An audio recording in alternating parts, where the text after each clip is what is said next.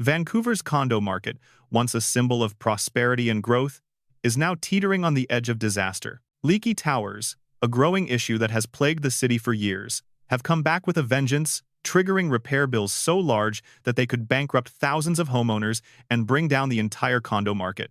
These towers were once viewed as investments that would appreciate in value. But now, they are being revealed as ticking time bombs.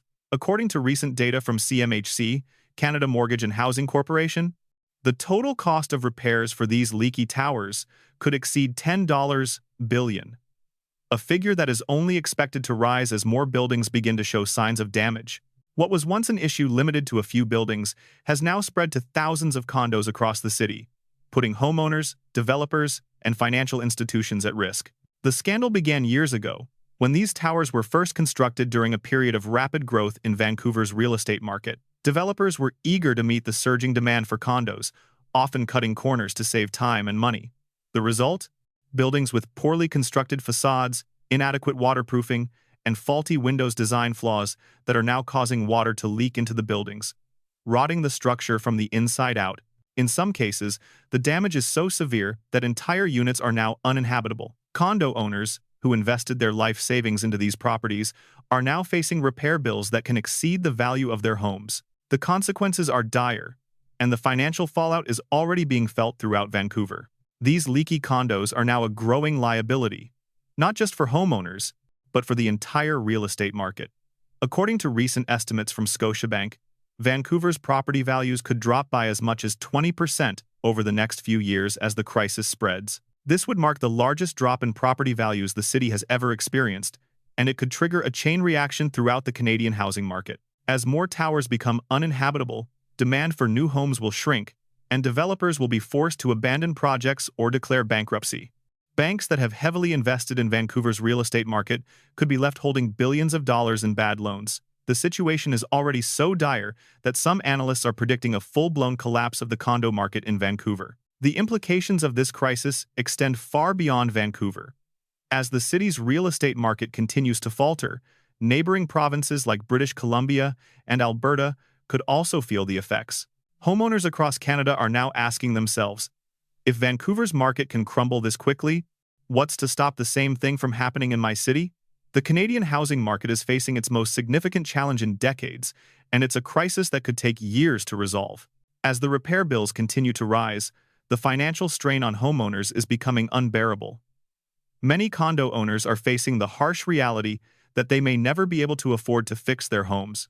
The average repair bill for a single condo can range from $50,000 to $200,000, depending on the extent of the damage. For many homeowners, these costs are simply out of reach. The problem is so widespread that even homeowners with insurance policies are finding themselves in financial trouble. Insurance companies are increasingly refusing to cover the costs of repairs, citing the fact that the damage is a result of faulty construction. In some cases, homeowners have been forced to take out second mortgages or borrow money from friends and family just to keep their homes from falling apart. This financial strain is having a profound impact on the mental and emotional well-being of condo owners. Many are struggling to cope with the stress of dealing with such a massive financial burden. The city of Vancouver is struggling to keep up with the escalating crisis. City officials have been slow to respond, offering little in the way of concrete solutions. While some have called for increased funding for repair programs, others argue that the city needs to overhaul its building codes and inspection processes to prevent future disasters. The provincial government has promised to intervene, but so far, their efforts have been limited to offering tax breaks for homeowners who need to make repairs. These measures, while well-meaning, have done little to alleviate the pain of homeowners who are facing repairs that cost more than their entire condo is worth. Vancouver's mayor, who was once a strong supporter of the condo boom, has now found himself scrambling to manage the fallout. In a recent public statement, he admitted that the city is facing a crisis of unprecedented proportions. "We have failed to protect Vancouver's homeowners," he said. "We need to act now to prevent further damage to our city's real estate market." But it's not just Vancouver's political leaders who are feeling the heat. Developers, once the driving force behind Vancouver's condo boom, are now scrambling to save their businesses. Many are facing lawsuits from condo owners who claim that the buildings they built are defective and unsafe. In some cases, developers are declaring bankruptcy, unable to cope with the financial burden of repairs. The once booming construction industry in Vancouver is now on life support, with many construction companies laying off workers or scaling back their operations. The future of the city's real estate sector looks uncertain, and developers are finding it increasingly difficult to secure financing for new projects. In response to the crisis, some developers are attempting to rebuild their reputation by offering to pay for repairs themselves. However, this is often a temporary fix, as the cost of repairing leaky condos is far greater than most developers can afford. Even the largest construction firms are struggling to cover the costs, and many are relying on loans or government grants to stay afloat. But as the crisis continues to spread, it's unclear how long these companies can survive. Some analysts predict that many developers will go bankrupt in the coming months, leaving condo owners with no one to turn to for help. As the damage spreads, more and more homeowners are being forced to sell their condos at a loss. With property values plummeting and repair costs soaring, selling a condo has become a difficult and often financially devastating decision. Some homeowners are finding themselves in the unfortunate position of having to walk away from their property entirely, unable to afford the costs of repairs.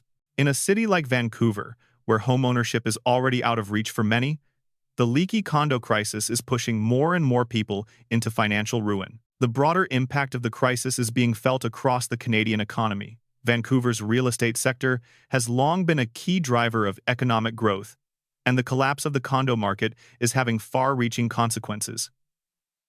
Thousands of jobs are at risk, from construction workers to real estate agents to financial analysts. The damage to the city's economy is expected to be long-lasting, with some economists predicting that it will take years for Vancouver's real estate market to recover. But perhaps the most alarming aspect of this crisis is the real threat it poses to Canada's housing market as a whole. If Vancouver's condo market can collapse so quickly, what's to stop the same thing from happening in other major cities across the country? Homeowners across Canada are starting to worry that their own properties could be at risk. The leaky condo crisis is a wake-up call for anyone who thought the Canadian housing market was immune to disaster. If this crisis continues to spread, it could trigger a nationwide collapse in property values, leaving homeowners across the country facing financial ruin. With the crisis continuing to spiral out of control, the question remains, what can be done to fix it? In the next part of this video, we'll dive deeper into the chaos that's unfolding, examine the potential solutions, and explore what's at stake for homeowners, developers, and the Canadian economy. Stay tuned to find out what comes next in this unfolding disaster. As Vancouver's condo market continues to reel from the fallout of the leaky tower crisis, the real scope of the damage becomes ever more apparent. The financial implications are staggering, and the social consequences are starting to ripple across the city and beyond. Thousands of condo owners, some of whom have invested their entire life savings, are now facing a nightmare scenario. Homeownership, once a symbol of stability, has turned into a burden that is too heavy to bear. The financial strain on homeowners is now reaching levels that many are simply unable to endure. For many, selling their condos is the only option, but the situation is so dire that even that isn't a guarantee of relief. The property values across Vancouver are plunging, and the ripple effect is being felt throughout the housing market. Homeowners trying to sell are finding that their properties are now worth far less than they were just a few years ago. A recent report from RBC estimates that property values in Vancouver could drop by as much as 20% over the next few years, and that number could climb even higher if the repair bills continue to mount. Developers, already on shaky ground after years of unchecked growth, are now scrambling to salvage what they can. Some are choosing to abandon projects altogether, walking away from investments that have turned into financial black holes. Others are finding themselves in legal battles with condo owners who are demanding compensation for defective buildings. One of the most troubling aspects of this crisis is the lack of accountability. The developers who constructed these leaky towers are facing minimal repercussions, while homeowners are left to shoulder the cost of repairs.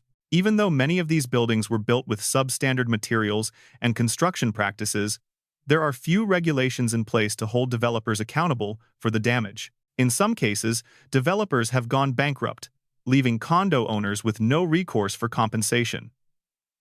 The City of Vancouver has failed to implement stricter regulations, and the provincial government has offered little more than lip service in terms of support for homeowners. Many are now questioning whether the government will ever step in to help, or if this is simply another example of how the system is rigged in favor of powerful developers and corporate interests. In the face of this overwhelming crisis, many condo owners are finding themselves trapped. Their homes, once a source of pride, have now become their biggest financial nightmare. Some are facing repair bills that exceed the value of their condos, and others are finding themselves with no choice but to take out second mortgages or borrow money from family members just to cover the costs of repairs. The psychological toll of this crisis cannot be overstated. Many homeowners are struggling with stress, anxiety, and depression as they grapple with the realization that their financial future is in jeopardy. Some have even resorted to selling off other assets, such as cars or personal property, just to stay afloat. For others, the situation is even more dire.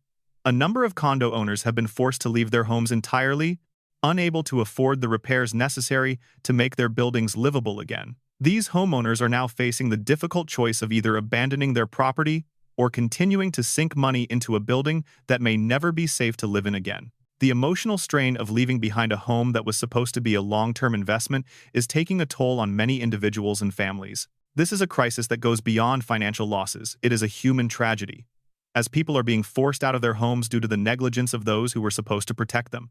The real estate market in Vancouver is now in freefall, and there's no end in sight. The fallout from this crisis is spreading across the city, with more buildings being identified as defective every day. Even the most desirable neighborhoods are being dragged down by the collapse of the condo market. What was once a booming housing market has now become a financial black hole, with homeowners and developers alike scrambling to avoid financial ruin. But as the crisis deepens, the question remains, what happens next? As the Leaky Tower disaster continues to unfold, the Canadian housing market as a whole is beginning to feel the effects. The collapse of Vancouver's condo market is a warning sign for cities across the country. What happens in Vancouver could very well be a precursor to a nationwide housing crisis. The issues facing Vancouver's condo market are not isolated. They are symptomatic of deeper, systemic problems within the Canadian real estate sector. Overinflated property values, unsustainable levels of debt, and a lack of affordable housing have all contributed to the perfect storm that is now unfolding in Vancouver. If the government does not take immediate action, other cities could find themselves facing similar crises in the near future. The solution to this crisis is complex, but it must start with accountability. Developers must be held responsible for the substandard construction practices that have led to this disaster. Stricter building codes and regulations must be implemented to ensure that future buildings are built to last, and homeowners must be given the resources they need to repair their properties without facing financial ruin. The provincial and federal governments must step in to provide financial relief to those affected by the crisis, whether through grants, loans, or tax breaks. Without government intervention, the crisis will only worsen, and the damage to Vancouver's real estate market will be irreversible. The financial institutions that have heavily invested in Vancouver's real estate market must also be held accountable. Banks that have issued mortgages to homeowners in these leaky towers are now at risk of losing billions of dollars. In some cases, these banks may be forced to write off bad loans, further exacerbating the financial crisis. The Canadian banking system is at a crossroads, and how banks respond to this crisis will determine the future of the country's housing market. If these institutions fail to act, the damage could be catastrophic, not just for homeowners, but for the broader economy as well. As homeowners continue to suffer, the question remains, how will this crisis affect the broader real estate market? Will Vancouver's condo market ever recover, or is this the beginning of a long, slow decline? The signs are not promising. With property values dropping and repair bills skyrocketing, Vancouver's real estate market is facing an uncertain future. Developers are already abandoning projects, and many are now questioning whether it's worth investing in Vancouver at all. If this trend continues, the city could be on the brink of a full-blown housing collapse. This crisis has already claimed its first victims, and more are sure to follow. The damage to Vancouver's real estate market is immense, and the full extent of the destruction is only just beginning to come into focus. Homeowners who have already suffered significant losses may soon find themselves facing even greater financial burdens. The question is, will anyone step up to stop the collapse before it's too late? As this crisis continues to unfold, we must ask ourselves, what will it take to fix this? What will it take to restore confidence in the Canadian real estate market and ensure that homeowners are protected from this kind of disaster in the future? The answer is clear: action. The time to act is now, before this crisis spreads even further and takes down more lives, more homes, and more investments. If you've been following this story, you'll know that the condo crisis is just one part of a much larger problem. This crisis is part of a much broader pattern of instability in Canada's housing market, and it's a wake-up call for anyone who believes that the real estate market is immune to disaster. What are your thoughts on this crisis? How do you think it will unfold in the coming months? Leave your thoughts in the comments below, and make sure to comment 1 if you want to stay informed about the next update in this unfolding disaster. Don't forget to hit that subscribe button so you never miss a crucial update on this devastating situation. Stay tuned for more in-depth analysis of this crisis, and thank you for watching.